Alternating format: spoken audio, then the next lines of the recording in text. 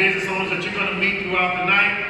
And we're just really excited that you're here. So the idea where this came from is my friend Kai and I, we were at an authors pavilion in Washington, D.C. with authors all over the world. And we said, it'd be kind of cool to have one of these in San Antonio. So we've really been talking about this for the last few years, and COVID just ended all of that. And I said, when I wrote my latest book, I said, I'm not having a book signing until I can get together in person. I did not want to do virtual, so that's just me. So that's why you're here today. So welcome. We do have food, we do have drinks, and the food and the water and all that stuff is absolutely free for you. So we're going to, the restrooms are to my left, and the restrooms over there. So take care of your needs as you go. So the way this is going to work tonight is, I'm going to bring up the MC here shortly, and throughout the evening, we're going to be highlighting authors. We're going to sit right here on our white tabletop. You know what the white tabletop is? We're going to sit here in the white tabletop and they'll be interviewed, and we want you to ask the authors questions, because this is also about selling books, selling merchandise. I don't want to go home with any books. So I need you to buy these books tonight. Even if you already have a copy, buy it and give it to somebody else. We want you to buy these books. Is that all right? All right. So before we get started, I'm going to bring my brother up real quick, and I don't mean to offend anybody, but I like to pray before I eat. So Brother Ed, come on up, man. We're going to pray, and then you're going to be excused for a few minutes to eat and all that kind of stuff, and we'll come back. Is that all right? Ed Harlan, my oldest brother, y'all.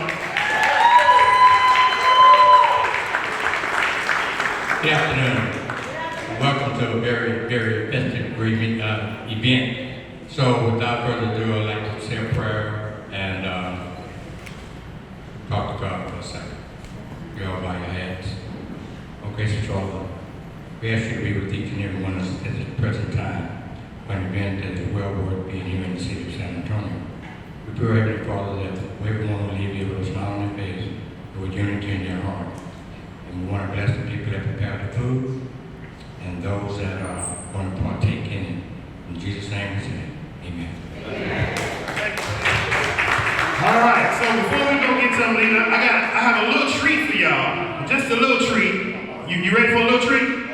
So I don't know if you know this, but we have black country musicians in San Antonio. Did y'all know that? Did y'all know that? And we got one here today. Y'all want to hear? I want y'all to welcome Daddy. You can give some love to my man from Hijack County. Mr. Ron, come on up, Ron. Show us what you got, boy. And he real country, too. He real country. He real country. Here you go. That's funny, because we're not doing a country song tonight. All right, ladies and gentlemen, this song is called Frogs with Snakes. It's kind of in the spirit of Mel Wayers and those guys. This is South Texas, so we're trying to honor that process.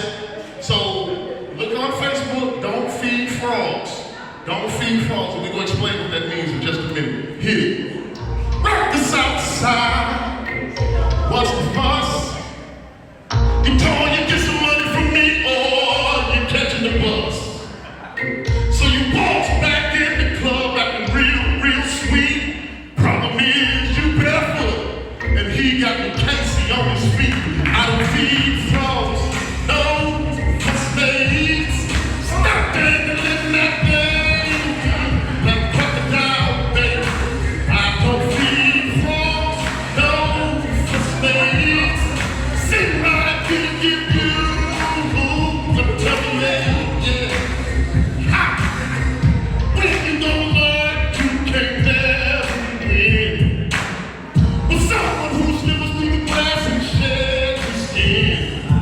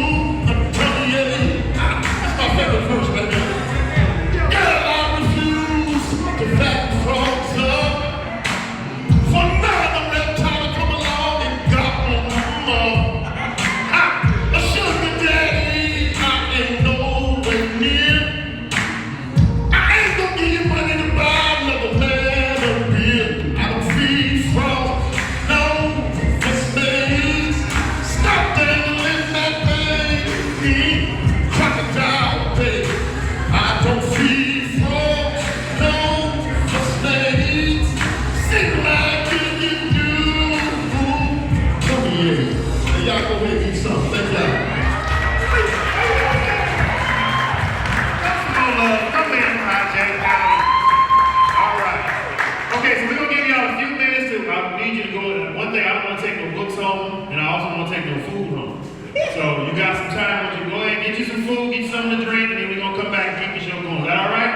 All right. So get something to eat, support our vendors, buy some stuff, and we're gonna come back in a few minutes. All of these different things that are here, and I know some of you in the stands also have things that you do as well. So make sure you mingle, share what you do, network, give that information out. But first, please come up as JRX and let us know what you do. Shout out to Jay.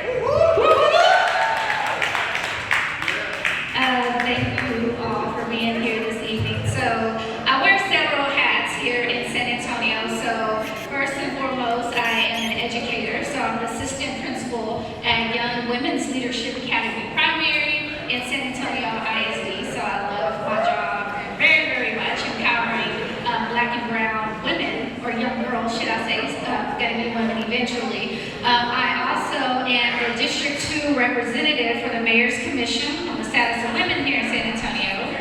And I'm also the chair-elect for the African American Chamber of Commerce. And as you can see from my shirt, I also have my own consulting business.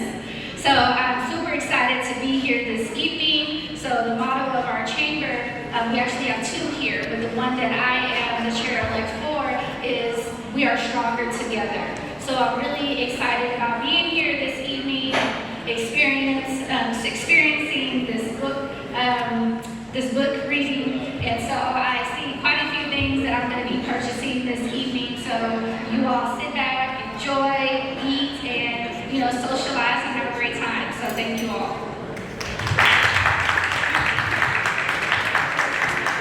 All right, so one thing about myself. I am an educator, like I said, in DC, but what I teach is not like a normal class that you would see in school. I'm a martial arts teacher inside the school system in the charter network in DC. So I'm piloting my own program where I teach mixed martial arts to kids from 5th grade to 8th grade, and I've done that the last 3 years, teaching them literally self-defense skills, eye contact, respect, having a vision, striving towards it, thinking about financial goals, setting goals that you have, whether that's school-related, out-of-school-related, professionally. And I've been driving and doing it for the last 3 years hard now next year I'm going to get a chance to branch into the high school as well. So starting next year I'll be in the middle school and I'll be in high schools, and it's not like an after-school program where after school you get a chance to come and do it just at the end of the day. It's really built into the school system. So like how they have math every day and reading, it's the same thing with martial arts. So we have shows. They actually do a show that once a year that they do in Texas, and the next time that they do one, they hold the charter network. Which there's kids out here too. Actually, their headquarters is here. But when they have one, I'll make sure that we send the information out. That's why it's important to make sure you have scanned in. I'll communicate and let you all know things that are going on. So if you want to mingle and network and be able to have people's information, that's the way that you'll be able to do it. So one thing that I do, I piloted my own program. It's still going on now strong. I love what I do. I never planned on being a teacher. I was running gyms and doing entrepreneurship all the way up until like the last 3 years. And I have a love for kids. I love martial arts. It's a win-win. They need it there because it's rough. You know what I mean? So being in a space that I get a chance to actually help and change the community from our youth to our adults, whether it's business, whether it's financial advice, whether it's growing your business, that's what we're all about. So like we already said, of course, you want to make sure that you take the time when we do take our breaks. Stop at the stage, talk to the people at the table. Get a chance to talk to them, ask them questions. When we do come up, and I do have a moment where I get to talk to some of our authors. When we talk to some of our authors, we'll come up and have a seat, and you'll get a chance to have Q&A where you can actually ask questions too. So don't be shy, don't feel like you can't speak. It's really a space where it's like family. You talk, say what you feel, talk to us, let's ask questions, let's keep it going, keep it flowing. So first up, one of my other uncles, Uncle Kai Mkwe, he's going to be coming up, and he's going to be talking to Dr. Diop or Dr. Jop about his book, The Making of a Madman, and the audio release that's coming out today. Let's hear him out. Let's go. You clap it up for him. Yes, sir.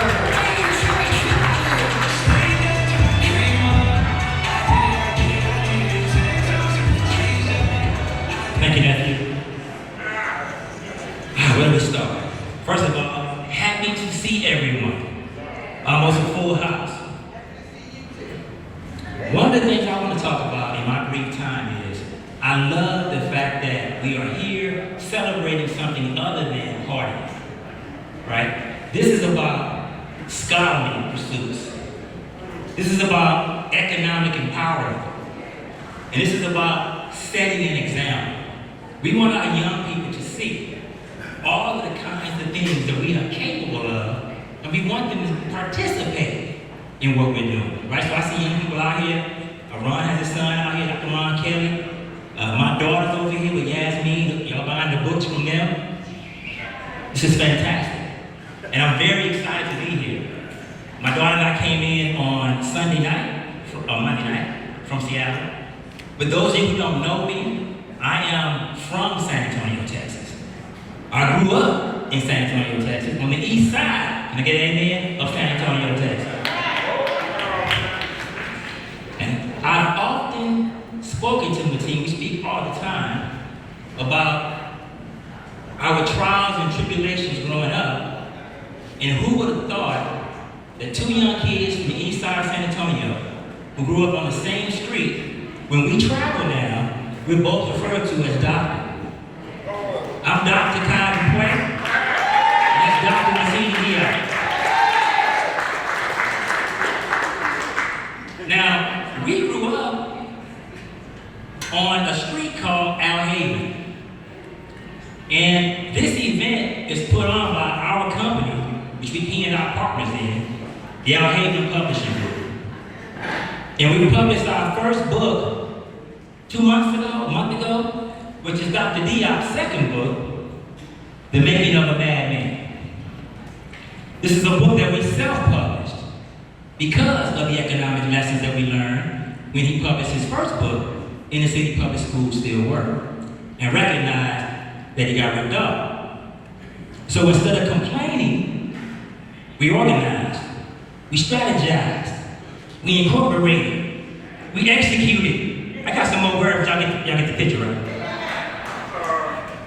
And so now, when you buy a book, or have my beautiful daughter and lovely Yasmin, that money goes directly into his banking account, and nobody else's fingers in it but his.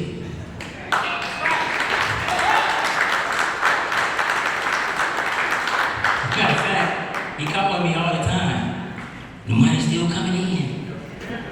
And he can see who buys the book. So when you say you're gonna buy the book and he don't see the transaction, he's looking at you sideways, so you know.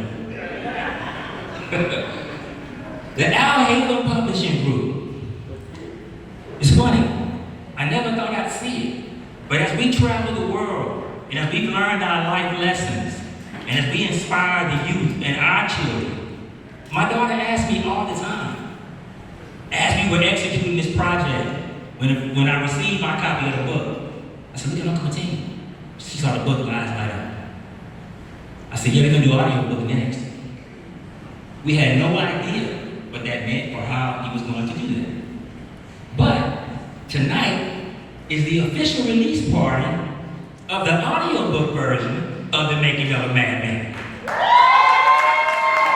So if you go out to Audible, you can purchase the book on Audible, or I believe he also has coupons here or QR codes you can use. You can scan that QR code, get a copy of the book for the brothers who ain't got time to read, don't want to read, or you just don't read. You can listen. I was on a flight coming down here, and I know the word of the book. I don't have to listen to it, but I'm listening to it coming down here. So this is economic celebration, it's a scholarly celebration, it's an academic celebration, and it's a technological celebration. So in our company, Martini handles the educational aspect of everything that we do, in terms of themes and topics and what we're gonna write about and the kind of activities we're gonna put on. I'm the tech dude. So I'm 35 years in tech. I'm an Azure technical trainer for Microsoft. And I've been doing that for about 3 years now, but I've been in technology, started my career here in San Antonio, graduated from Trinity University. So my daughter and the youth around us, they're asking me all the time. I show her the audio book on my phone. She's like, oh wow, how can I do this? That's what we're looking for, right? We've done all that we're gonna do in terms of, well, I shouldn't say it like that, let me back up. The best is yet to come. We're just getting started. And when I see the reaction of young people, particularly my daughter and Yasmin, I'll tell you a quick story, and I'll wrap this up and bring up the man of the hour. And I heard this story secondhand from Dr. Dion, my team. Yasmin's in school, and she has a book in her backpack. You better believe she do, right? And someone saw her with the book and asked her about the book. And she said, "This is my daddy's book. My daddy wrote this book and published this book." They said, "No, he didn't." She said, "He did, look." She pulled the book out, turned to the acknowledgement. "See, that's me. It's my daddy's book." She walking through the school, a self-built promotion. I told Keisha, my daughter, "You know y'all going to school with my book next, right?" I'm gonna tell you right now, that's dropping in about a month. It's called Coding While Black. And it's my trials and tribulations and my doctoral research from my life in 30 years as a technology and computer science software engineer and software developer. And there many books out there like this one.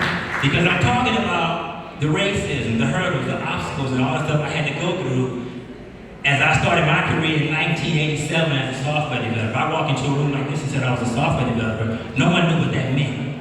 "Oh, you good at Word?" No, what's Word?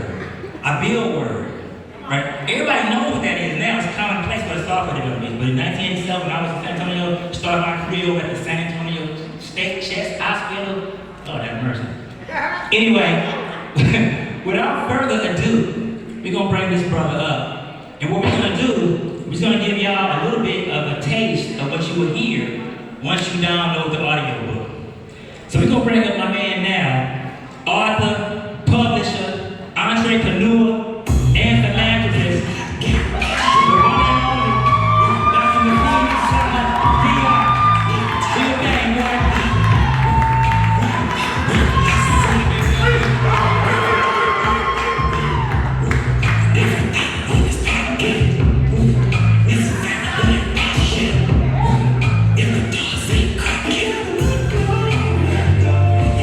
Testing, you can hear me? Thanks, DJ. Y'all give some love to DJ Expo and Double XL. Thank you, Dr. Duquay, my man Kai. Go ahead, man, say a little something. A little something. You interviewing me, you go ahead. So this is really the flow of what's going to happen tonight. I'm going to do mine, and then all the authors are going to come up and do the same thing. So we're going to, and Kai's going to interview me and Joe, and the reason Kai's interviewing me is because all the stories that are in my book and everything I told, we go back to the sandbox. So every time I write something, he knows exactly what I'm talking about. So that's why he's interviewing me, and then the MC is going to interview every other author here. Like he said, don't be shy. Please ask questions. We want to get these things out to you. We do not want to go home with any other books. Authors who are not in the back, raise your hand. Dr. Kelly, raise your hand. My man, raise it up high, man. Stop being shy. My man, Dr. Ron Kelly, he's an author as well. Where's Johanna? Johanna, where are you? Johanna in the back. She's an author as well. Abby, where's Abby? Abigail, raise your hand. She's shy in the back. My sister, would you meet Dr. Mavis? There are more authors in here besides us. So again, we just need your support. So go ahead, Kyle. So on your next book, get with us, right? So we can publish your next book. Ron, Abby. So as a published author, right, in the City Public Schools still work, we decided that we need to take it up a notch. A lot of people write books.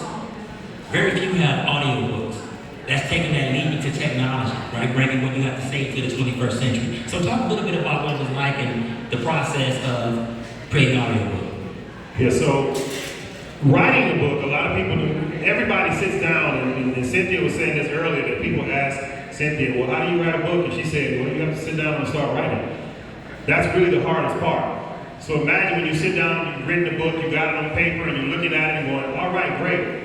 Now take that written word and narrate it into your voice.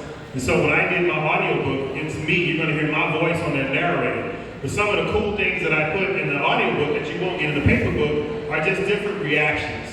Because you can really hear my voice and you can hear what I'm feeling at the time when I wrote this stuff. So one good thing about having friends like I do, so my fraternity brothers, Omega Psi Phi, they have to listen to whatever I'm showing, even when they don't want to. We'll be talking somewhere and I go, hey brother, listen to this. don't want to listen, but they listen anyway and give me feedback. So putting an audiobook together literally took me months.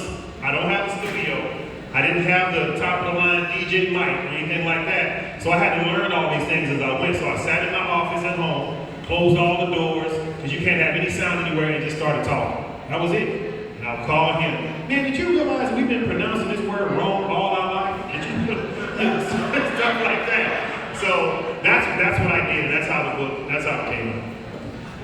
Yeah. We did discover those things as we went through the book. He had me do a couple of dubs and for the book. And it took me like 10 times to do it because he was like, that word is locker, L-O-C-K-E-R. And I was saying locker. I walked out my locker. I called him and said, hey, what is L-O-C-K-A? Locker? I said, do you mean locker? I said, you said locker on the banner, but that's what we did. I couldn't imagine doing a whole book like that. So, DJ, why don't you drop that first track? Professor Boyd. It was going to take an entire school year to receive my teacher's certificate. I vowed not to work full time. Instead, I would utilize every service I could find and live very frugally until I completed the program. One of the classes I enrolled in was U.S. history. The professor's name was Dr. Boyd, and he seemed pretty knowledgeable about the subject. Since I was much wiser than I was years before, I wasn't concerned about completing the assignments or failing the class. Dr. Boyd proved to be a major hurdle in my quest to become an educator. One day, when Dr. Boyd assigned writing topics, my assignment was to write an essay on the effects of the Dred Scott decision. So, we talked about Dr. Boyd at the last release when you were in state public school still work. And another part in the audio book that you mentioned was he told you he didn't think you had what it took to become a successful teacher. Talk a little bit about that, how that motivated you to this point. So if you hadn't my previous story, Dr. Boyd was a professor at University of Texas at San Antonio. I'm calling him out straight up. University of Texas, San Antonio, Dr. Boyd in the history department. I went to UTSA after I had been in the military and after I had this metamorphosis, if you would. So before I went to the military and I was just going through college, I failed miserably. I failed everything. And it was never my fault, what I said. I was failing everything. Well, when I went into the military and I had what I call my road to Damascus moment, when I realized that, wait a minute, all I have to do is read. I can pass classes and all that. When I realized that, then I started making straight. I was knocking it out. So the military sent me back to San Antonio. I was stationed in Kettler. They also let me go back to school to finish my degree. So one of the classes I took was Dr. Boyd. So when I got an assignment from him, and he gave me a D on the assignment, I was shocked because I knew what I did was not a D work. I said, hey, Dr. Boyd, what did I do wrong? What did I do wrong? So he let me write the paper again. I wrote the paper again, gave me a D on the paper again, and he gave me a D for the class. I said, hey, I don't know what I did wrong, but look, man, I'm getting ready to start student teaching. And he was the dean of the department. I said, I need you to sign my student teaching paperwork. And he said, I can't sign this. I said, why not? He said, I don't think you have what it takes to become a teacher. That's what he told me. 1997, I'll never forget that. I don't think you have what it takes to become a teacher.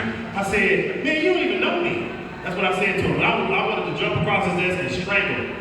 But I didn't. And but that's what he told me. So later on, when I actually finished my degree and became a school teacher and principal and all that kind of stuff, I've been looking for him ever since so I can show him my teacher certificate. And that's one of the cool things about the audio book, right? When he said, man, you don't even know me. You feel that in the audio book. You can't get that when you read the book. It ain't that many italics and bold to get the full gist. Okay, DJ, hit us again. Professor Boyd. It was going to take an entire school year to receive my teacher's certificate. One particular day during class, I realized Susan wasn't the friend I thought she was. While engaging in an activity, I tripped and fell. Attempting to break my fall, I reached out and touched Susan's shoulder. To my surprise, she looked at me like I had stolen her purse. With utter disgust, she removed my hand from her shoulder as if she were picking up a piece of trash or some other object she didn't want to touch, and she emphatically said, "Get your black ass hands off of me." Then she slapped me so hard I just froze. Okay. It's gonna be a couple tough ones in here. So we're just gonna talk about just the racism part of the show.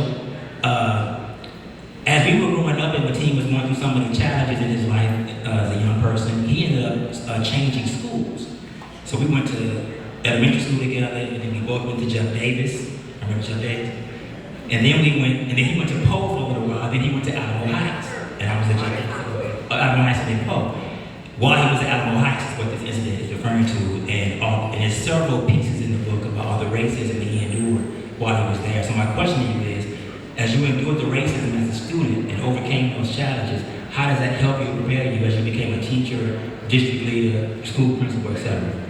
Yeah, so when I really believe that me becoming an educator was divinely ordained. I really believe that. Because when I became an educator, I only wanted to teach in the schools that I went to.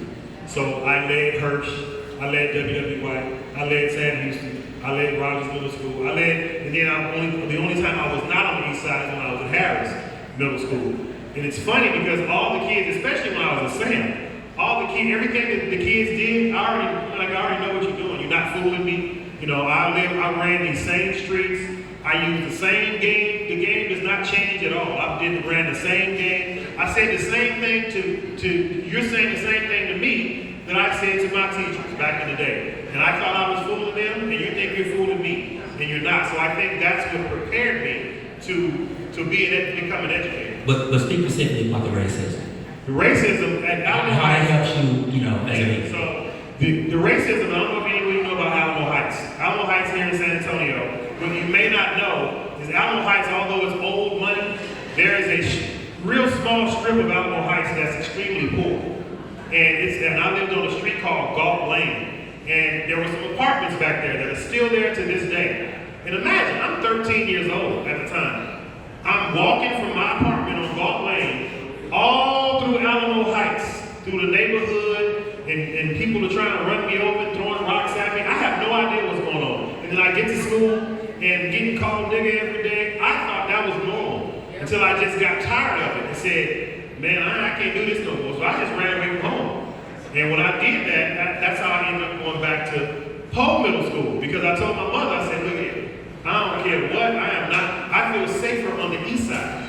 I said, I'm not going back to Alamo Heights, because I was fighting every day. And then I decided to just stop going to school. And it's funny, so as an educator, when a kid's behavior just changes, there's always a reason.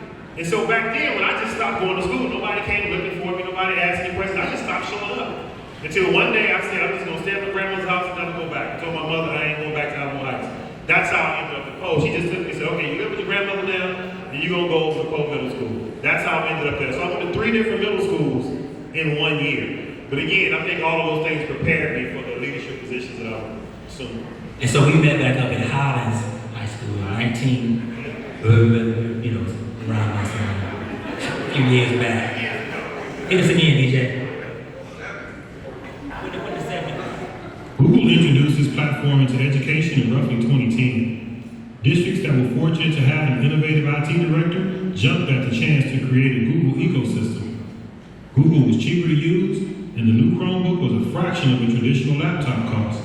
And with a lower price tag, we could include more classrooms in the rollout. The CTO believed the device utilized too much bandwidth and would therefore interfere with other systems in place. I argued for increasing the bandwidth, but that suggestion was met with skepticism. Being new in the position and not wanting to create tension in the office, I accepted his rejection and returned the device to Google. Okay, so this is one I really want to get into. So let me just say this. So I'm a technologist, right? And a big part of what I've been doing for the last 30 years is trying to empower our communities as it relates to technology. We are very far behind as African American Latino community when it comes to tech. Whether that be in our schools, our homes, our understanding of it, and we're missing out a great deal. We're underrepresented severely. I've been in IT for 35 years. I've never worked with a black male who was also a software developer. And people say, oh, that's because of where you work, or your company, or no. Well, I've worked in America, all across America, outside America, full-time, part-time, consultant.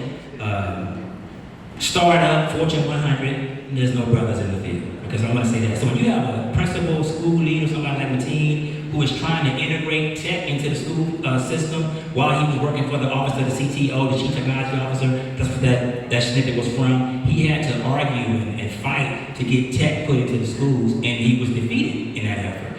And so your children are being ill-prepared when a school district leader says they don't have any room for tech or how they can't make that happen. So talk a little bit about how disappointing that was, because you know how serious it was to be able to do that, and why you wanted to lead with technology. So when I worked in the technology department, if any of you know what a Chromebook is, it's a real cheap, inexpensive wireless device. So back in 2010, maybe 2013 or so, I tried to introduce Chromebooks into our school district. And that's why I said it was met with skepticism. No, we're not going to use Chromebooks. They take up too much bandwidth. And all. I said, well, just increase the bandwidth. No, we're not going to increase the bandwidth. So at that time, Google had given me a Chromebook to use. So I said, hey, let's try this. It's going to be great. We can do this. And so the powers that be didn't want to use it. So I had to give the device back. And it was so funny because what happened in 2019 is COVID hit. And when COVID hit, we had to give out 35,000 or 40,000 Chromebooks. So when I was handing the Chromebooks out, I was laughing. I said, and I called him and I said, man, remember I told you that we didn't want Chromebooks, now we're handing out 40,000 of them. And our bandwidth still wasn't prepared to handle what would eventually come. But it's funny, that was one of the kind of the frustrations if I'm not making the final decision. I saw this coming, I didn't see COVID coming, but I knew there would come a time when everything would be wild. So that's how that happened. Again, and those of you who have young children in school or even K through 12, that kind of conversation he talks about, he outlines in the audiobook, that's a ridiculous conversation, okay? I teach, I do all this stuff. Other school districts don't have those conversations. My daughter's school district in Seattle or Redmond, Washington, they just give them Chromebooks. There's no discussion about whether or not they need them or increase their bandwidth. You are ill-preparing these students so when they come out into the workforce, they're not prepared for these jobs for the 21st century. So please understand that. Okay, DJ, drop it out. Which class are you supposed to be in? Response might be, mind your business. During my second year, I had an encounter with a group of girls who were walking the halls, not going to the classes. I stopped them and asked them my usual questions. One of the girls called her mother, who then called the school to speak with me. My secretary relayed the message, so I returned the parent's call and listened to her berate me for talking to her child. I knew there was a disconnect when the parent asked why I asked her child how many credits she had earned. I was stunned and replied, ma'am, I ask all students how many credits they have. The mother yelled, what business is that of yours, fool? And hung up the phone. As I sat amazed for several seconds, I was reminded that since most students have no idea what it takes to graduate from high school, their parents are probably unaware also. Therefore, I had more work to do. I continued my day. Okay, so this is going to be the last question. It's going to be a humdinger, and it's going to be a two-parter. First of all, what kind of parent is asking the principal what business is of yours, fool, when he's asking students how many credits they have? That tells you a lot about what's going on at that school. That's number one. Number two, and there's much more about that in the book in terms of Dr. Diop's tenure at Sam Houston High School and how that came to an end.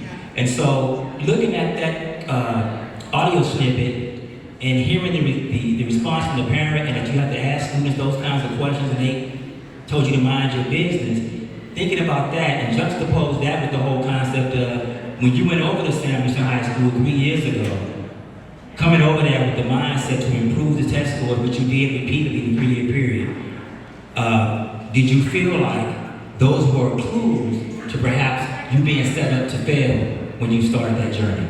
And be brutally honest. No, so everybody's asked me that. How you been set up to fail? And I learned so much in the 3 years of leadership there. I mean, I don't consider myself as failing. I really do. I think I learned so much and I was able to use that platform to move on to do other things. But the things that I had to endure, and if you've never led a school, especially a high school, it's something that I'm telling you, there's nothing that prepares you for it. Because especially when you're leading our people, when you're talking to our parents, and when that parent I talked about, and it shocked me because I'm at this school because I really want to help. So when I'm saying, hey, student, how many credits do you have? That's a normal question. How many credits do you have? If you say you have 3 credits, that tells me you're a freshman if you have 3 credits. But if you say you have 3 credits and you're 19 years old, that tells me that something happened along the way. And so when I walked down the hall asking students those questions, and I was getting 3 credits, 1 credit, 2 credits, but I'm seeing 18, 19, 20-year-old kids, that's when it made me go, wait a minute, something's wrong with this picture. So I had to get like Joe Clark. First, I just started kicking jokers out left and right, just like Joe Clark. You got to go, man. You're 20 years old. You can't be here. And then I realized that I have to have some sort of, I have to come up with a plan to save them. And that's what I was trying to do at the end. That's what we're doing at the end. But when you're calling a parent, and the parents don't even understand, ma'am, your child is 17, 18 years old. They have 1 credit. How many credits does it take to graduate from high school? 22 or 26. And you have 1. And you're already 18 years old, 17, 18, 19. That means you're never going to graduate high school. That's problems happening right now. You won't hear about it, but I'm telling you, when you see these kids drop out of school, and you see them walking down the street, ask them how old they are. I'm 19, ask them how many credits they have. They'll tell you how many credits they have. They can't tell you what grade they're in, because they don't know. But if you ask them how many credits they have, they'll tell you. And if they say anything below 6, they're a freshman. Doesn't matter. And that's what I found out. So when I asked when the parent said, what business is it out of yours, fool? I was shocked. But then I knew, I'm like, oh, obviously, you don't know either. So I had to have a whole staff development around what it takes to graduate from high school, and that's what we had to do. So that was our last question, right? So you heard some of the samples from the audiobook, right? We picked those purposefully so we could talk about certain topics up here. So at this point, we're done with our interview with Dr. Diop. We want to make sure that you take some time to purchase the hard copy of the book, or if you're not a reader, although you should be readers or leaders, right? You can use one of his coupon codes that he's giving out. You can download the book for free. And listen to it on your way home, listen to it when you're working out, listen to it when you're eating chicken or whatever it is that you do when you should be studying and doing what you know. You can listen to it then.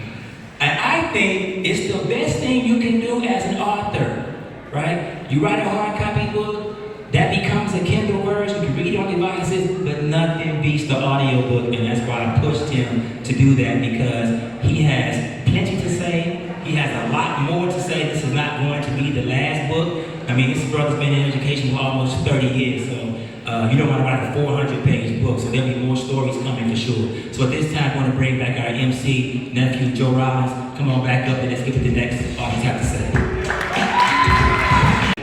Dance that you're going to get to see, a performance you're going to get to see, and I'll kind of tie something into that beforehand. Now, to kind of keep it flowing, we're going to take about 3 minutes before we bring up our first or our next author that we're going to get to talk about or talk to. Before we get to that, take the time if you want to get something to drink, if you need to run to the restroom, anything like that. Hello, everyone.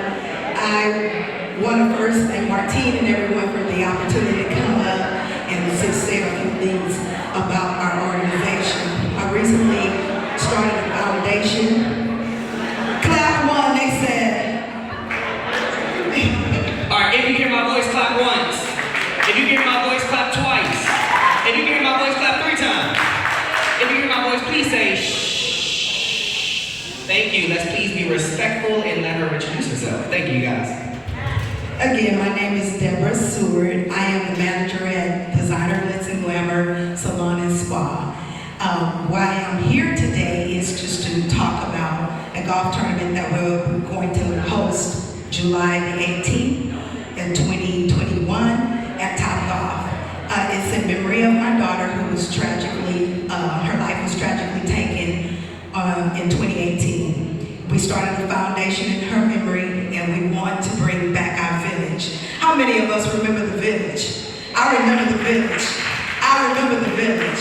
And we're working on bringing the village back. And that's what the golf tournament is about. The proceeds will go to victims of crimes and also a part of the reward fund for my daughter's killers who have not been caught. And so we are still working on that. So I ask if you come to the back table, I'll be happy to talk to you more about it because I don't want to take much more of the time here on the stage. But come talk to me and I'll give you more information about the tournament. And I thank you for your attention.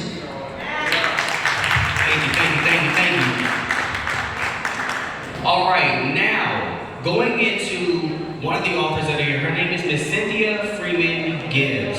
Now she's going to be coming up. We're going to discuss her book, talk about the things that she's done with her book. She actually has a sequel or a series that she's working on, and we'll talk about that as well. So please go ahead and give it up for Miss Cynthia Freeman Gibbs, you guys.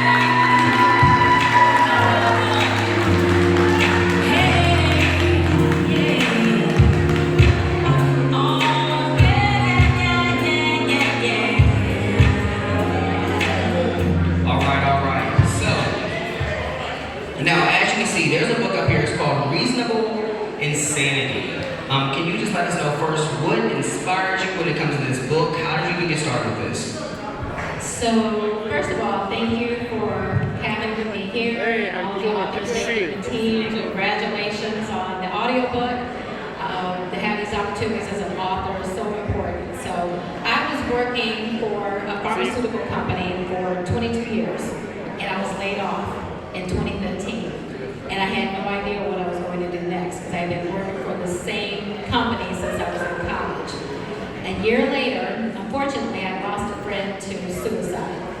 And it made me think about how many people are walking around wearing a mask where it seems like everything is okay on the outside and the people closest to them have no idea what they're even dealing with. So that's what I was thinking about the day I opened my laptop and I began to type. And within 4 months, I had written a book and decided I want to get this book published. So that happened, and I wrote the book in 2016, and I got the book published in 2018. Nice. So, you know what's interesting, when people talk about masks, right, we know that everyone wears that mask, right? You have your mask that you wear at work, you have the mask that you wear around your friends, you have the one you wear around your family, you have the one when you're upset and you're hurt, you don't want people to know. So with you, when you had a friend that did something that when it happened with her, it inspired you to start with this book. What about this connected so much with you that had you get it? Because some people, it takes them much longer to get a book completed. But you actually got it done, so there had to be some fire that was there that really kept you driving. So what was that drive for you to get this completed? I wanted to draw attention to issues that people deal with. So in the case of this character, Dr. Olivia C. Maxwell, she's a clinical psychologist, and so she is dealing, first of all, with bulimia, which is an eating disorder, and as a black woman, it's something that happens in the black community, but we just don't talk about it. So that's one of the masks that she wears. And then also colorism. She's a darker skin tone woman, and her family members were all lighter skin tone, and they treated her a different kind of way. So she hated the skin that she's in and didn't feel that she's beautiful, even though she is. So then fast forward into her life when because I start off in her college years in Tallahassee, Florida, because I went to Florida A&M, so I had to give a shout out to HBCU. I also give a shout out to the Omegas in the second chapter, so they're in my book too. But she goes into her life as a clinical psychologist here in San Antonio, and now she's attracting the wrong kind of men in relationships, looking for love in all the wrong places. And whenever people do her wrong, she gets back and figures that her insanity is reasonable.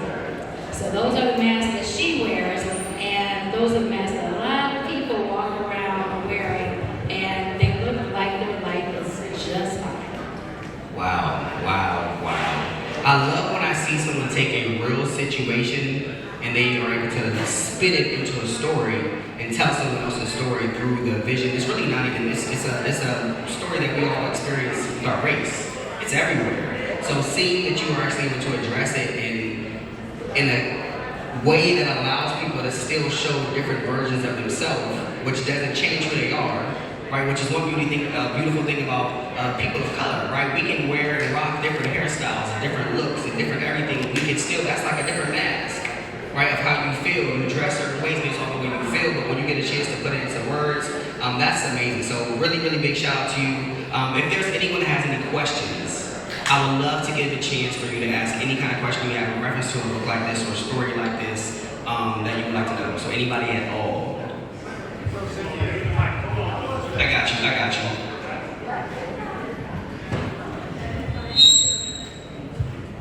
Yes. As a fellow author, how was the publishing process? I mean, I get the writing part, and you and I have shared this discussion before, but talk a little bit about the publishing process of writing and getting your book out there.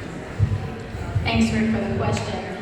So for me personally, I made the decision that I wanted to find a publisher to publish my book instead of me self-publishing. A lot of people have been very successful with self-publishing, but I found that finding a publisher was harder than writing the book itself. You have to write a query letter and submit chapters to all of these different publishers, and it's kind of a snooty type of industry where you may not hear anything back from them at all. So when you love yourself, thinking, oh, someone's going to love my book and they're going to publish it, it may not happen. So I submitted to about 17 different publishers back in 2017 and did not get a publisher in that experience. So what I did, I changed my strategy and I started looking at the publishers of the books that I love to read and saw that there was a publisher called Brown Girls Books Publishing. And it was owned by one of my sorority sisters, Victoria Christopher Murray. She's a Delta. And then also Rashonda Tate Billingsley, who's an AKA. And the two of them have published books of many African American authors, such as myself. And so that was what my experience was for the first publisher. The second, I have another book called Jack Dante, the Banks and the Beanstalk. And I found that publisher by being part of a writing group. So I built a relationship with this writing group, and the leader of that group ended up starting a publishing company and asked for me to write the book, and she published my book just November of last year. Nice. All right, now, and what's your name for me? Yes, sir. Rick. Nice. So, Rick, you were actually one of the first winners of the audiobook, so I'm going to make sure I come to you because you will be one of those audiobooks. Thank you for the great question. Now, just so you know, what we'll do is we set up a mic. So those of you, if you already know you're someone that wants to ask a certain question, it'll already be set up, so you can maybe literally just go stand over there. If the spirit moves you, you can feel free to go over there, and that's when you can always say whatever questions you have.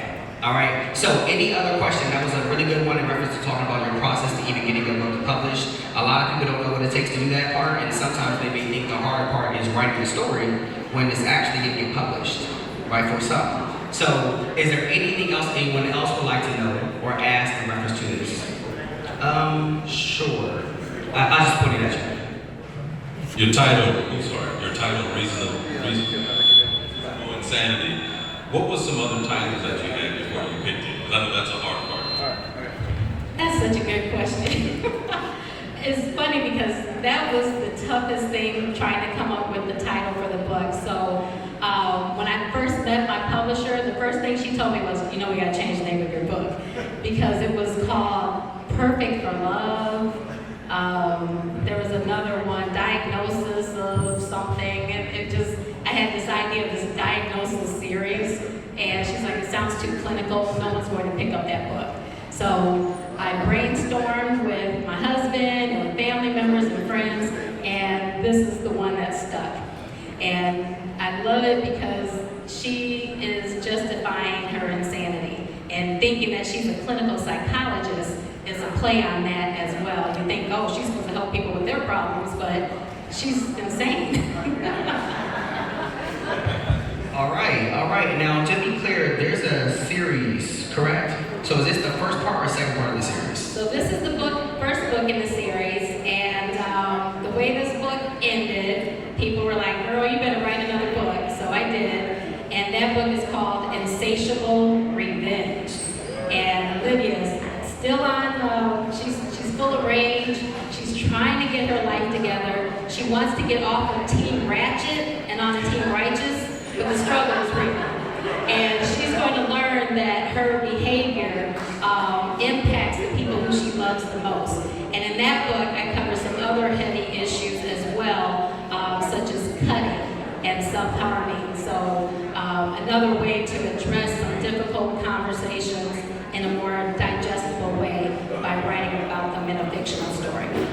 Nice. So if someone is having any of these similar issues, could you say or would you say that by them reading this this book, they will get the chance to kind of cope with that? Does it kind of in any way support with that process at all? It brings to light ways to have to open up the conversation. So one of the things I include in the back of both of my books, or all three of my books, is a discussion guide. So there's questions to ask about colorism, bulimia, self-harming, mental illness, and things that we might want to be aware of. So it really does open the door to have those discussions. That's amazing. That's amazing. Thank you, thank you. And just so we're clear, they do have, or we all have access to purchase those books from your table, correct? Yes, I have copies of all of my books available, and I accept every form of payment, Cash App, Zelle, PayPal, credit card, you name it. Nice, nice. So make sure supporting Black owned. If you have the chance, or when you have the chance, we'll take little short breaks in between. Take a chance to go check out the table, ask the questions if you didn't get a chance to ask them yet. We'll keep the show going. Thanks so much for your time. Thanks for your energy. Thanks for the story. Thank you for appreciate it. Thank you.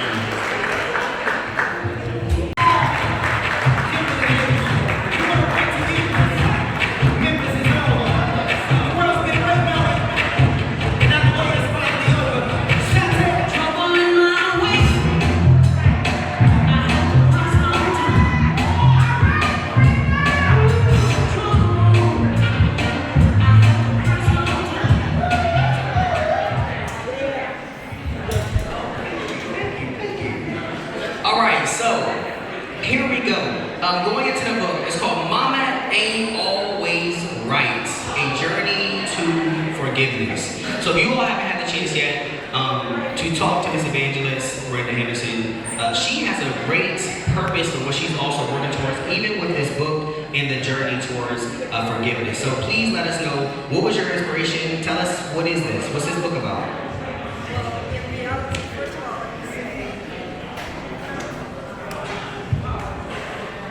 Check, check. In reality, let me say thank you.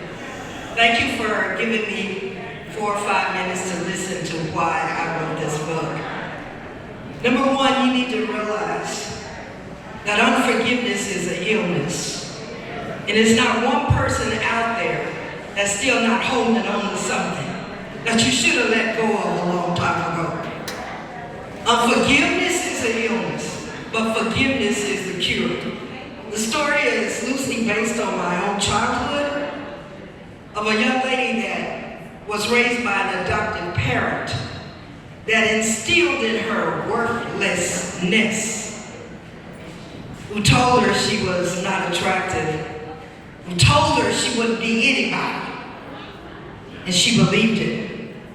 And because of that, she made all the wrong choices with men, with her self-esteem, with life, and she was incredibly instilled with fear. A lot of people don't want to purchase the book because they only look at Mama Ain't Always Right. Well, I'm not going to talk about my mama like that. But you also know, in your childhood, we were raised to believe that they were always right. Unfortunately, we love them, but they are not. Because no one is perfect except God. My book is related to Luke 6:37, which simply says that judge not or you'll be judged, condemn not or you'll be condemned, but if you forgive, you'll be forgiven. So my inspiration was my childhood. It took me 40 years to forgive her, but I praise God that I did. Nice, thank you. What's interesting is, when you think of how you are when it comes, not even you in general, with our parents, it's first in the accepting part of parents do the best they can with what they have. It's like, and most times it's better than what they had. So you may see something and assume that you're in one situation and you may judge your parents based off that, but not even take into consideration what happened to them, what could have happened to their parents, and so on and so forth, which leads to you And then once you were able to get that acceptance, there's times that conversations will come up. Even a conversation when it comes to the power of the making of the madman, right? Dr. Diop's book was something that was powerful because when I read chapter 2, which is related to my mom, I was like it was completely different. And you look from a different scope when you understand someone's story or someone's history or what's happened with them. It helps explain how they move. So seeing that you have something like this, talking about the journey for forgiveness, what would you say is one of the things that have come up for you when, because you also not only is this a book you have, but this is a practice you do, correct? A practice that you do also, right? So what's the process like when you're helping someone or supporting someone through this journey of forgiveness? Well, as a forgiveness lecturer, and what is a forgiveness lecturer? I teach you how to forgive. How do I know how? God taught me. So I'm passing it on. So one of the things that you have to realize when you start to forgive is number one, who hurt you? Who really hurt you? Number two, release the anger of that hurt. Number three, forgive yourself. Because half of the battle is forgiving you for not forgiving them. And the fourth thing is to never, ever let unforgiveness live in your life again. I am, like I said, a forgiveness lecturer. I talk to a group of women's conferences, conventions, to teach you the process and learning how to let it go. The honest truth is some of us hold this stuff so long until we become spiritually rotten. It drains us. It makes us bitter. It makes us hateful. And then all of a sudden, we forget how to love. And this is about love. It's like he was saying. In the end, B realizes why her mom did what she did. But she didn't find out until the end. And when she did, she had to automatically forgive.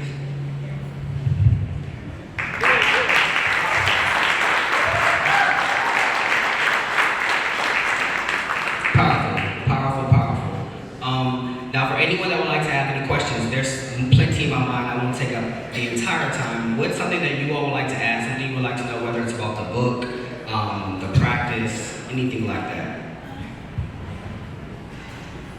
All right. Now, there's a mic right over there. Go ahead. Take away. Thank you for writing this book. What does forgiveness have to do with a continued relationship?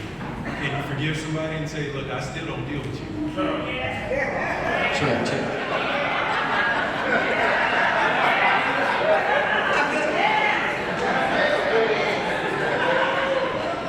Okay, you can forgive someone and still not feel all that good about it, but the process is this: you forgave.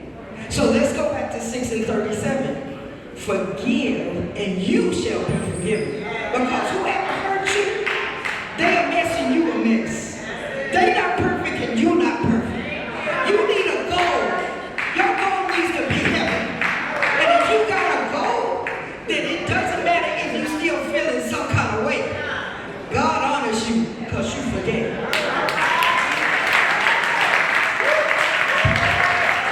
Thank you. What's your name? Mark. Thank you, Mark. You also make sure I'll be coming to you when we take this next break because you also won yourself one of the free audiobooks. So I'll come to you soon. Who else? Who else would like to ask a question? Something you want to know, whether it deals with personally with forgiveness? Go ahead, take the mic. Let's hear it.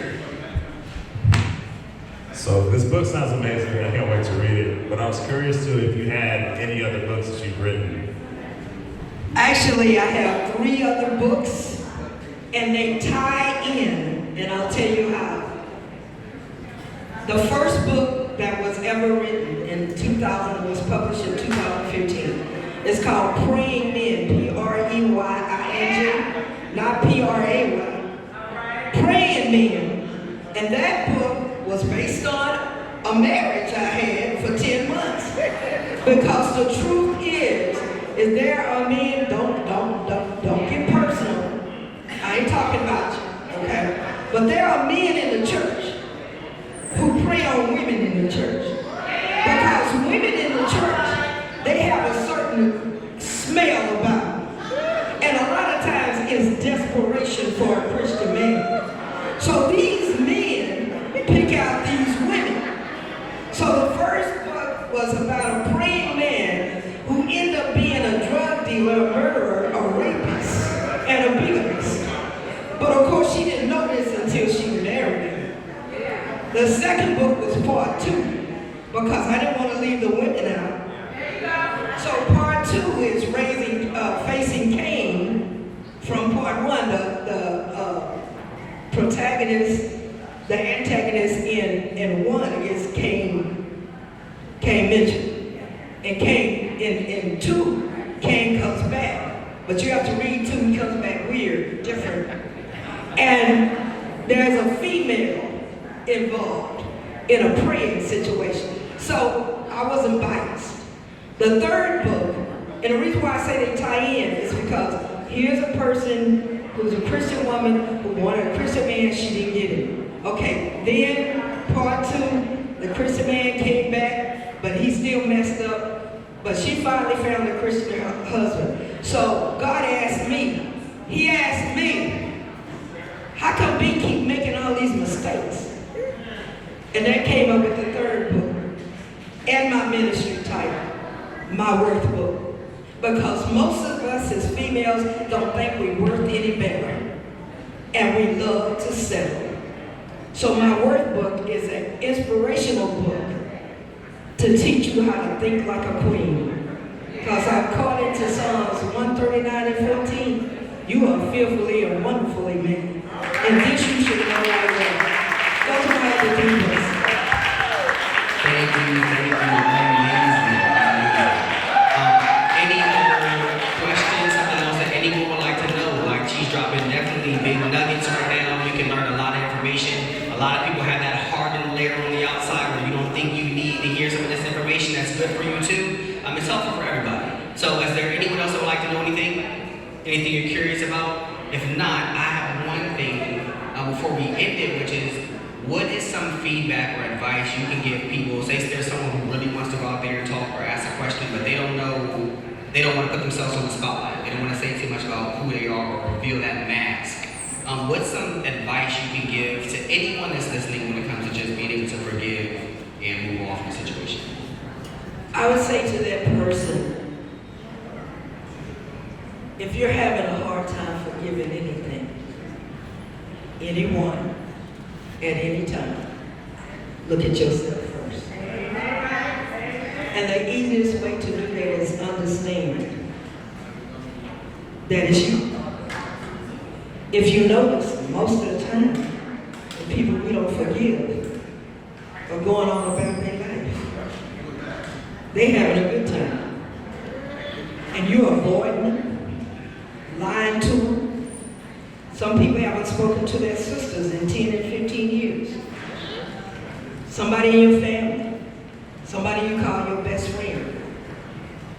So the first thing to do is find out who hurt you, why they hurt you, and why you're still holding on to them.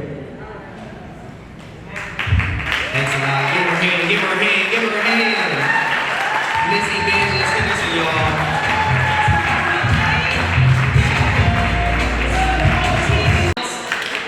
Y'all gotta give a good one.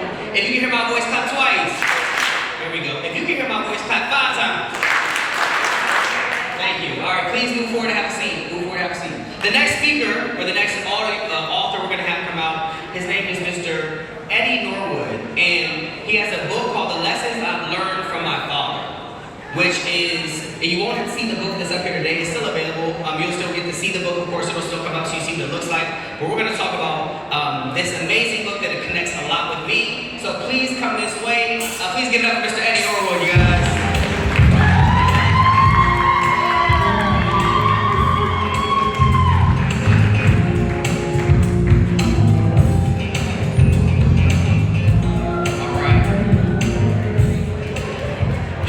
So, with this, it was touching because, in general, the title alone,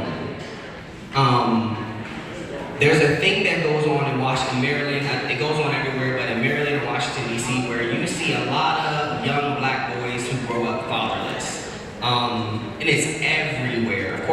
not just in DC or just in the DMV, but this is something that you experience across the board.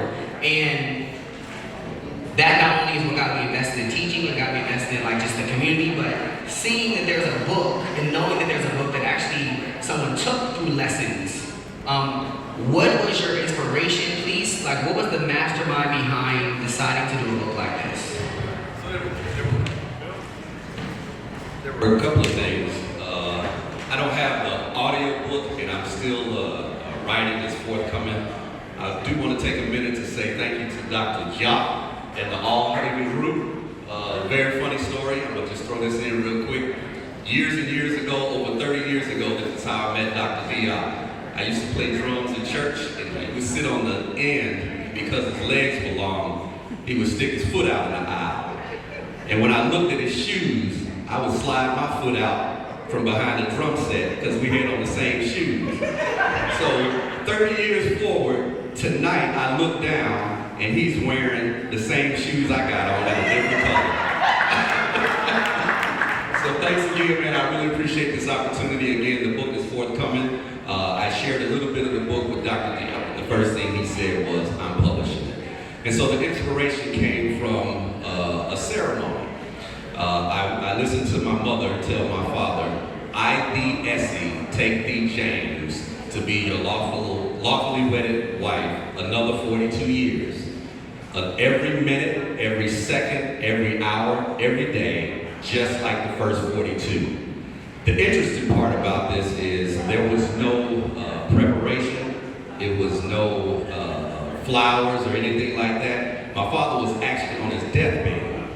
And so I had enough courage to muster up at his funeral and not just accept the responsibility that I had no excuse to provide my wife at least 42 years the same way that he had. But I also issued a challenge to the men in the room to live lives that not only their wives and families could be proud of, but one that God could be proud of as well. So that was my inspiration for the book, to literally watch her renew her vows as my father breathed his last breath.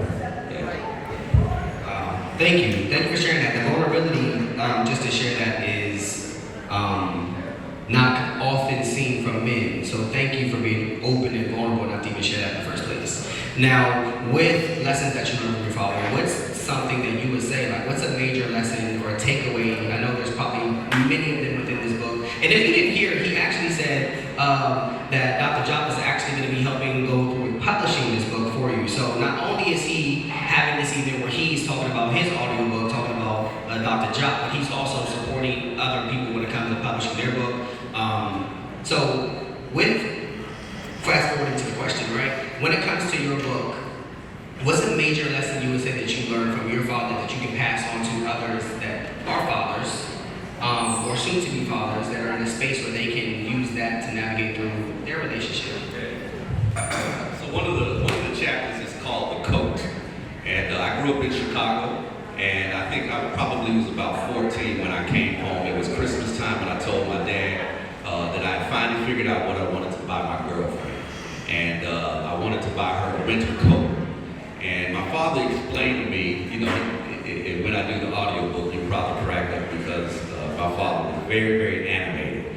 And he would call me dummy, like Fred Sanford, quite a bit. And he said, no, dummy, you're not buying no girl no coat. Simply because you are not responsible for her and her lifestyle. She has a mother, she has a father, and the moment you start doing things to say that you are taking care of her, you're running down a slippery road, and you're not old enough and you're not in a position to take care of a young lady. And so he told me if I didn't learn that lesson early enough, that I would get myself in trouble. Now, it may be male chauvinistic to some, but my father was very, very traditional. He told me he didn't believe in one kind of ring, and that's a wedding ring. He didn't believe in bubblegum rings, promise rings, none of that, because he understood not to play with women's emotions, right? And so there is a part of that book that I tell some mistakes that I made, where that lesson came back to me later on in life. You know, when you looking at houses that you can't afford, and you're test driving cars that you can't for it and you got a girlfriend, she sees things differently than you do, right? And so when you get yourself in trouble, we have to take responsibility for what we've done. And so those lessons came back to where my father told me, don't toy with women's emotions. You know, be honest, be upfront, be transparent. So, yeah. Thank you, thank you. If I had known that, got that lesson or that message when I was like 21, it would have been different. I got married when I was 22. So it was early. I had two twin 5-year-old girls. And I'm bringing that up because now another question is there something, say it's for a father, right? It mentions parts when it comes to how to show up when it's a relationship, how to show up if it's a wife. What about if you have kids? Is there something that you, whether this is in the book or even through your experience, because I'm sure you've navigated through that even in the process of writing the book, but what's a lesson that you would say is a takeable message for a father when it comes to his children? So there is another chapter in the book. My daughters are here, my wife is here, my daughter's waving. And one of the things that my father passed on to me, my niece, my sister-in-law, my brother-in-law. But one of the things that he passed on to me was never mess up your credit, right? And when he said that, there were several different emotions that he had with that. Never mess up your credit when the times that he was denied, or never mess up your credit for the times that he was able to use it and for spontaneity to help. So what I tell my children is, there will come a time when you'll meet a young man, and he'll be the one that you're serious about. And maybe his credit is messed up, right? And there's a lot of stories about that, but you have to take into account his responses as to, well, why is your credit messed up and how long has it been messed up, right? Because if this is the person that you decide to walk down the aisle with and wed, maybe you need to ask that question, not about his credit score, because you can help him fix that, but if his attitude towards it was, well, you know, I felt like moving, so I quit paying rent and I moved. That's who you brought to my house? Well, you know, I had a car and I wanted another one, so I just left it in the parking lot at the airport and bought another car. Really? And how long ago was that? So for them, it's important, not just the credit or the credit score, because you can help work on that, but what is his attitude towards it and what kind of common sense does this young man have? And so I try to instill that. So far, so good. They've been 2 for 2. We still working on it. All right, nice. It sounds like financial literacy is a big one, and making sure that you are bringing home people that are also financially literate when it comes to decisions that they make. So that came from the mistakes that you talked about. So my father also told me never co-sign for anybody except for your wife. And so I saved up $4,800.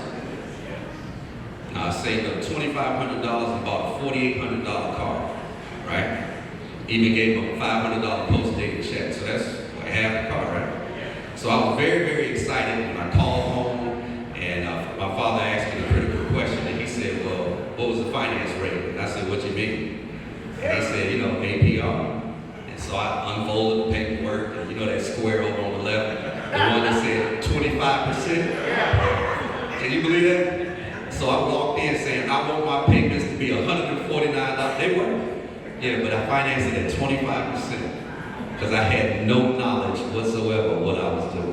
And so, you know, when you talk about those lessons, they have to be filled with some tangibles as well. You know, getting them started early to build their credit and putting things in there that they can pay for, you know, so that they're set up the correct way. And when they understand what you've done for them, they'll be a little bit more cautious about who they put on their arm when they walk down the aisle. Nice. Thank you. Thank you. I always sit and I think about, like, as I hear you share and you take the time to talk about financial literacy and making sure that you teach your kids the right way. For parents, for fathers that are here, that are listening, that can hear this voice or hear this message, it's never too late to still parent your kids. And I think something that I've noticed even as I've gotten older is a lot of times when your child or your children become an adult, you assume that they will just figure it out, and we will. They will figure it out. But there's so many bumps that can be avoided through through the guidance that a parent can give. And I think that there's something that comes along with, and it's probably a double-edged sword. I feel like from a parent perspective, it can be, I've taught you all I could, now you're an adult, you know more than me now because you think you know everything. But from a kid, humbling yourself to say, even though I'm an adult, even though I'm an adult, you have lived longer than me. You have more wisdom than I do, and learning to listen to take that wisdom in. I love that. So just thank you. Oh, go ahead, yeah. So another motivation, man. I'm not that old, but I recently met a young man who made a statement. He said, "Man, every day that I wake up, I'm determined not to be like my father." And so that was another motivation because he did not only say that. I had heard that theme over and over and over and over and over the years. Sometimes it would make me almost embarrassed about my relationship with my own father. But I realized that I had to get over the embarrassment and share. Because when you hear the stories of not just, I don't want to be like my dad, but when you hear the stories of pain and abuse and neglect and, it was almost embarrassing when someone would say, well, man, how'd you learn how to do that? And I'd say, my father taught me, and then I quickly look in their eyes and realize the pain and remember the stories that they told me. And so I said, instead of feeling uncomfortable, I'll share it in word format, and hopefully some of these lessons can be helpful in the lives of not just men, but women as well. Thank you, man. Thank you. So now it's your turn. I'd like to give you a chance to chat. Remember, there's a mic right over here to you all's left. If there's something you would like to know, or whether it's about the book, whether it's about an experience and you'd like to ask a question, that's also fine as well. So if you would like to have a question, please go ahead and raise your hand or feel free to go into the mic.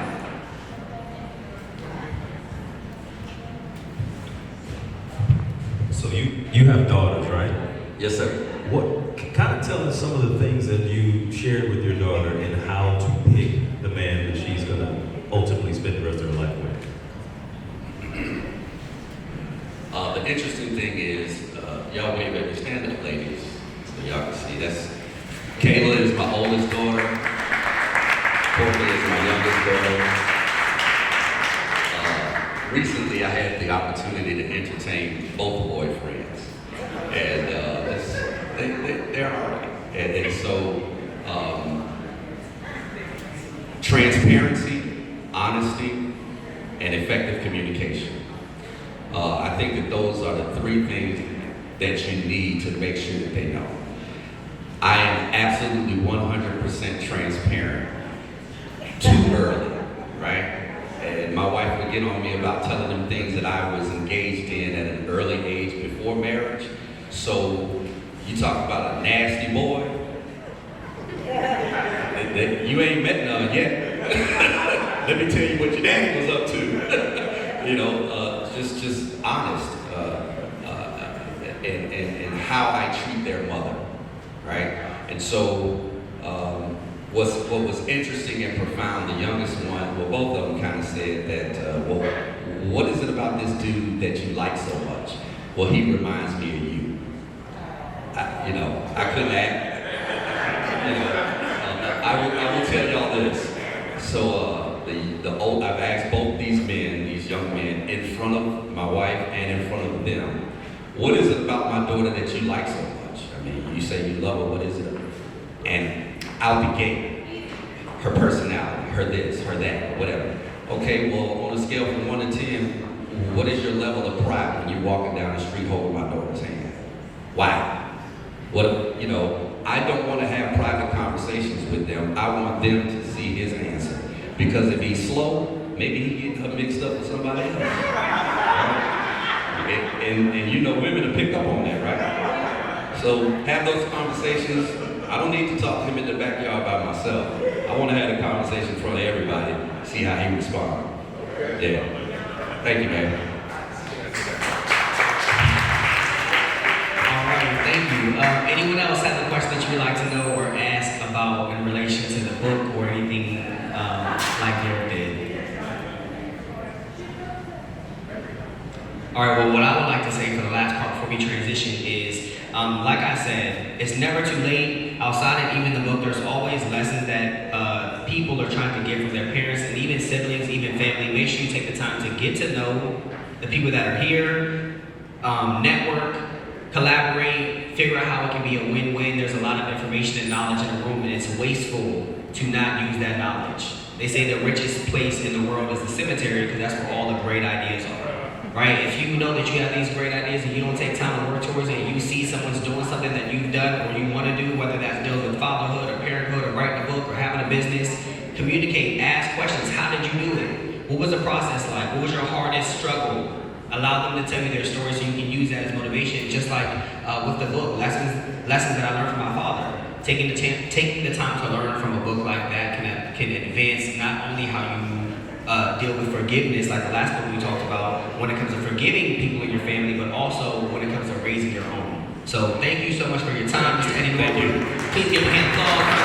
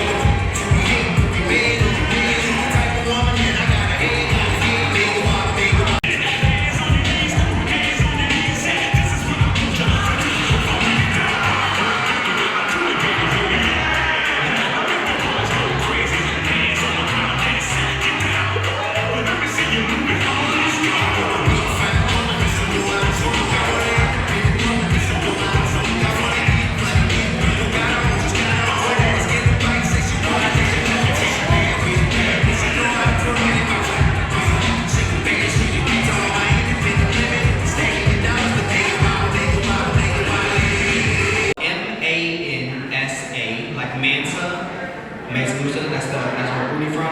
But Mansa Wealth, as in wealthy, W-E-A-L-T-H. There's an app that I developed. It's an app that allows, and this really started during the pandemic, when the pandemic was going on and COVID hit everybody. And just real quick, if you can hear my voice clap once, let's try again. If you can hear my voice clap once, if you can hear my voice clap twice, if you can hear my voice clap 3 times, if you can hear my voice, please go to a level 0, which would basically just be in silence. Thank you. So, when the pandemic hit, I saw a lot of people that was out protesting. There were people that everyone fought their fight in their own way, whether that was through protests, whether that was through signing petitions, whether that was through social media and their posting, or funding, fundraising, starting a business, whatever it may have been. And with me having 2 daughters that were 5, I was going through this period. This was started last summer, where I was trying to figure out how I could be part of the fight to help uplift our community outside of teaching. But how can I do that on my own with my own time? And it led to the birth of Mansa Wealth. It's an app that you can download on in the iOS store. But it's, say you travel, like I'm from Maryland, but say I come here to Texas, and when I'm here, I want to find a black-owned restaurant I want to support, or a black-owned jewelry, or black-owned anything, because we have everything. There's no location or no app or platform right now that you can open up on your phone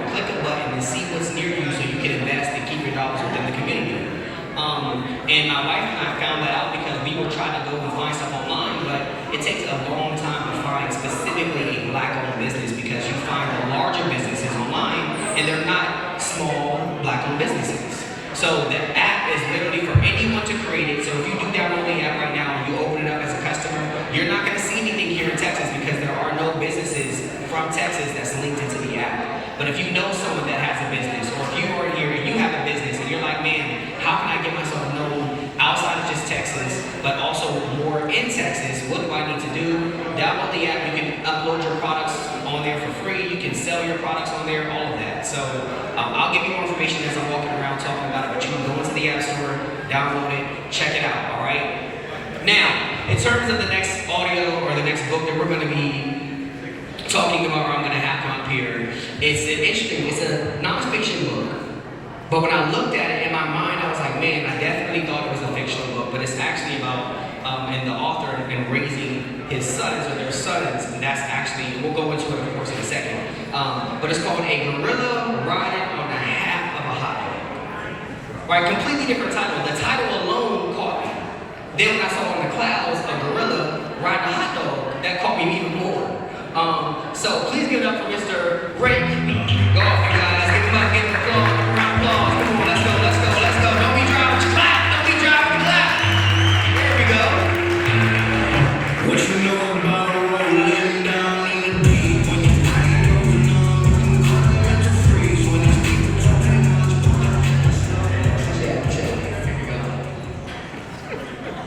Okay, so before we even get into the title, because I'm going to go into the title, can you explain the imagery that you chose to go with your book?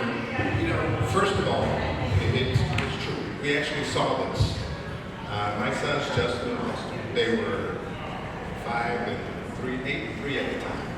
And we were walking on one of our walks, and I enjoy raising boys so much. We'll talk about that later. But Justin looks up and said, hey, man, look, there's a gorilla riding on a half hot dog in the cloud formation. And no kid, even my little son Austin, he saw that gorilla. And he looked up and he saw it, and it resonated with me. And that actually happened. And it just resonated with me and inspired the book. And this was years ago. They're 33 and 27 now. Okay, so let's go into the title. A gorilla riding on a half of a hot dog. Where did that come from in terms of storytelling? Well, again, Justin saw it, but it resonated with me in such a way that I'd always wanted to write. I was in the Air Force for 20 years, in corporate America for another 15, 20 years. But my passion has always been writing. And when I saw that, or when I heard that, it just resonated with me. And over a period of years, I would jot down things. And finally, when I had enough time, which I probably always had the time, when I made the time to start writing, I put it all together, and it became my first published book. All right, so what's the book about? It's about raising my boys. And I like to say my wife had 3 sons, me, Austin, and Justin. Because I grew as a father.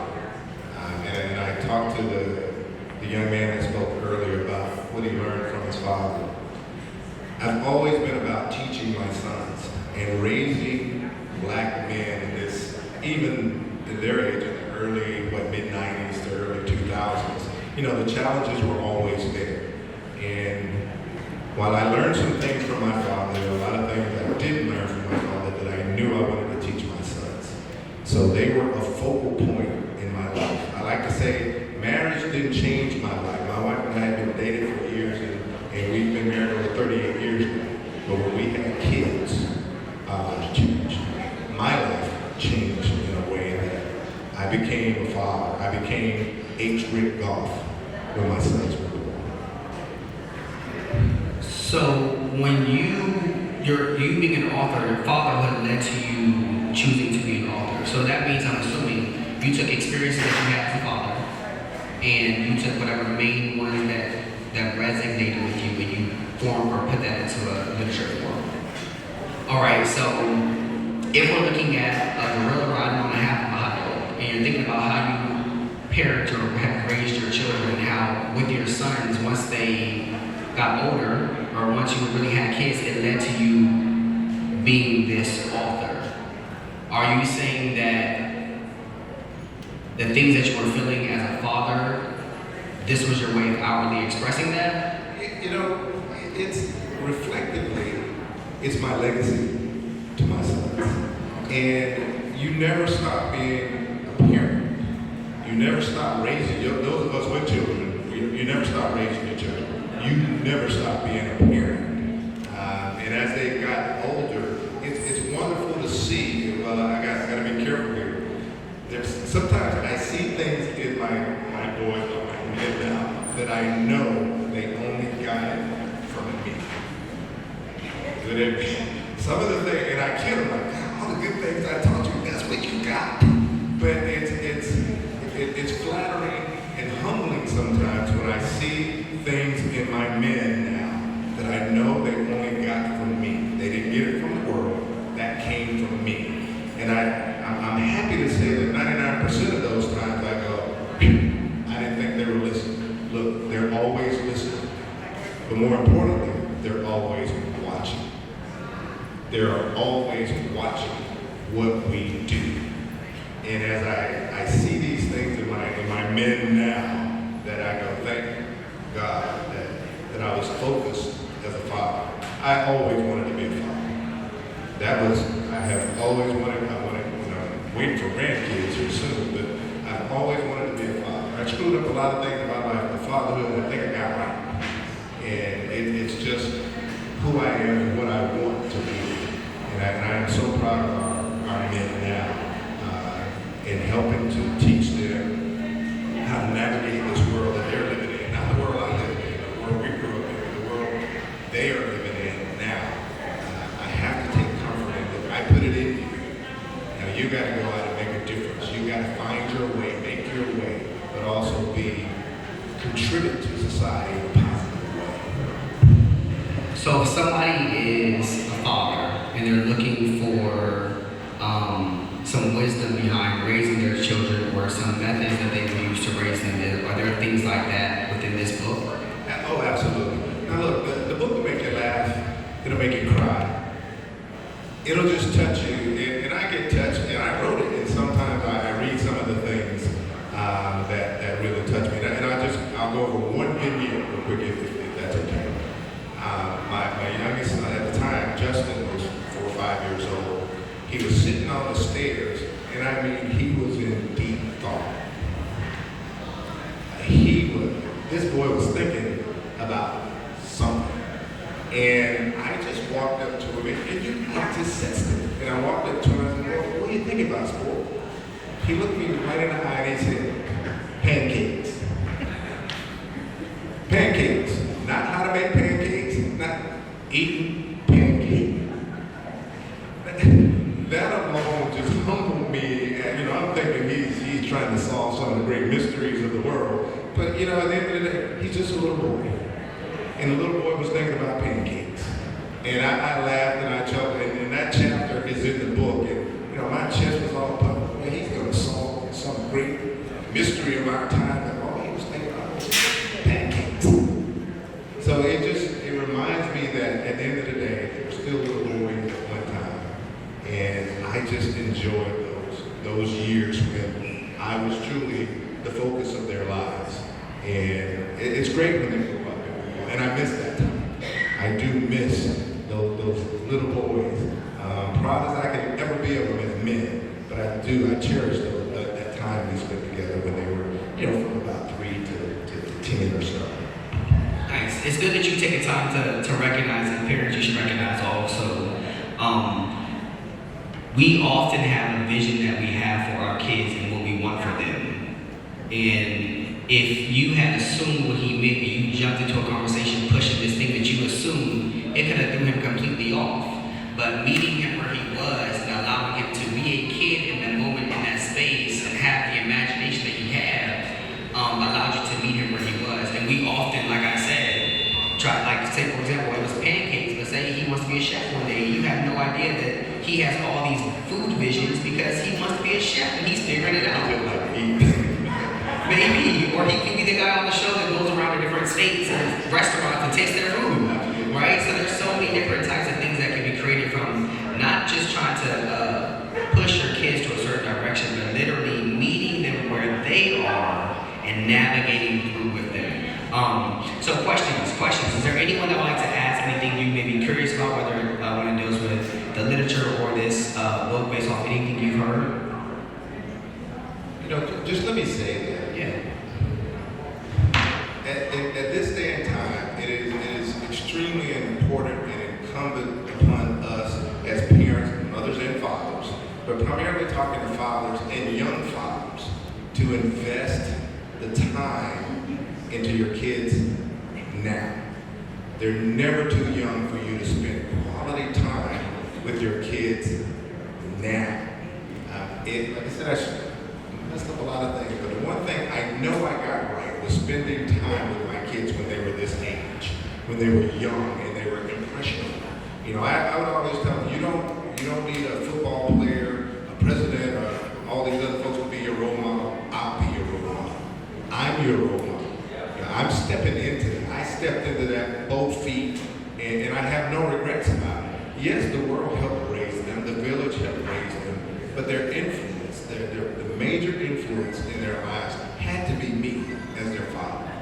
And I hope, and I know at the end of the day, you know, that will pay dividends to the generations coming. That's my legacy to my boys. And that's what I chose to do. And I have no regrets at all about the time I spent with my sons when they were of age. Well, I'm thankful that you took the time to be vulnerable, right, and share that story. I know that often fathers are portrayed in a certain way, and fatherhood is portrayed in a certain way, and getting a chance to hear from someone who takes their experiences as a father, especially a black father raising young boys and trying to teach them how to become young men, and then seeing them become young men, and then leaving something later on, so when you're long and gone, they can still come back and see and hold on something that your grandkids and their great-grandkids can come back and see and know that you did. So hopefully you walk around with that pride from here on out, knowing that you put something out there that is a legacy, and it's just, I'm sure, a step towards more. You have other things over there. I see a line in the water, so I see you're working on a few different books right now. Oh, absolutely. Writing is a passion now. I'm primarily blogging right now, and please check out my website. I've got cards I'll hand out later on www.andrewgolf.com. And I just like to share positive life experiences. It's all about positivity. There's so much negativity going on, and we just can't let that rule the day. So check me out on my website, and I hope you enjoy what you're reading and seeing.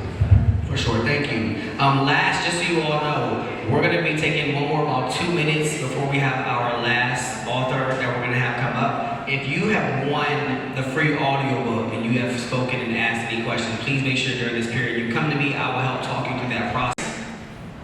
Wealth, right? The more you know, the smarter decisions you make, the better decisions that you make, the more people you can help and educate to make smarter and better decisions as well. So you putting something in there, and being in education, it's so big because it's such a whitewashed history that we have in school. And it's so much that's not taught correctly, and it's lied about, and they rename everything. It's so bad. And the only people that the millennials have to look up to are those that are older than us that have experienced and have seen things already that can educate us and tell us, even though your school book is saying this is what I experienced, this is what I saw, because your school books won't tell me this or won't talk about this story, right? I actually spent I flew down here again, because like I said, I have a lot of family here. I flew down about 3 years ago to drive almost, 3-4 some hours to Caldwell, Texas to track back hundreds of years of history that I didn't know with my family, because I understood the value of that. So the fact that you were able to meet people that don't even know, but enough to see a book to want to learn or learn more about that story, that experience, is phenomenal. So I do have another question then. What's one of the biggest challenges you had, not even necessarily with the book, but with the experiences, of course, that you share in the book? What was one of your biggest challenges with this, you choosing this lifestyle, this choice of yours? What was a big challenge you faced? The biggest challenge I faced was actually putting pen to paper, because as I did that, all the memories just rolled up. The good times, the struggles. And I had to pause. There were times I had to pause and reflect. Because back then, when I was marching with my dad, I didn't realize the impact that it had. What he did took a lot of courage. And I'm not sure if I would have had the courage. Can you imagine standing out there on the corner, there were about 5 or 6 other young men, and you're holding this coffee can, and you're asking people to solicit, to give to the Martin Luther King statue. And there were some yeses, there were some no's. One guy spit in my can. But he was out there, and unlike what I see sometimes when kids are on the corner soliciting for their respective teams, sometimes you don't see the coordinator or the coaches in his air-conditioned vehicle. That was never the case with Dad. Dad was always out there watching us. He was holding a can. He was listening.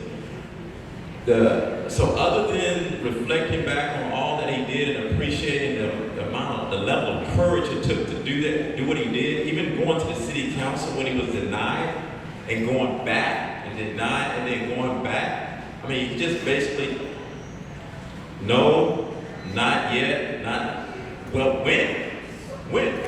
And we must have gone through a series of mayors from McAllister, who was very, I'll never forget the day, just literally told me, because when you went to the city council, they only gave you 15 minutes to talk. And he told Dad to sit down several times, but Dad needed to get his point across, and he kept pushing and kept pushing until he finally said that. So, yeah, that was the biggest challenge I had.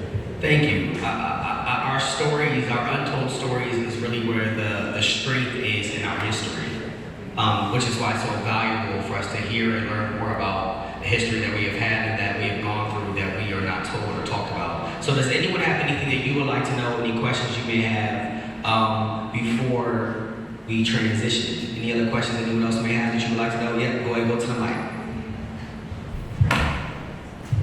Thank you. First of all, let me say thank you for writing this book for us.